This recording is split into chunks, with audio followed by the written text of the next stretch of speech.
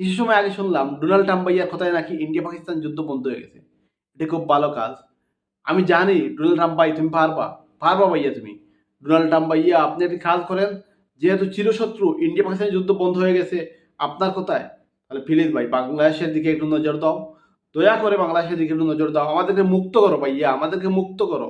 আমরা আর নিতে পারতেছি না এই নাফতের ছেলে মামুন এবং লায়লার বিষয়টা, আমরা আর নিতে পারতেছি না। আমরা কি বলবো, ফেসবুক ইউটিউব কোথায় ঢুকতে পারতেছি না তাদের জ্বালায় যন্ত্রণায়।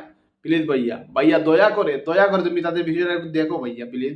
তোমার কথা ওরা ওরা শুনবে, ওরা শুনবে। আমি আস্থা রাখি তোমার উপরে, আমরা আস্থা রাখতেছি। অবশ্যই তোমার কথা ওরা শুনবে, যেহেতু ইন্ডিয়া পাকিস্তান তোমার কথা শুনছে। লায়লা এবং মামুন তোমার কথা শুনবে ভাইয়া। প্লিজ প্লিজ ভাইয়া, ভাইয়া দয়া করে এই বিষয়টা একটু দেখো।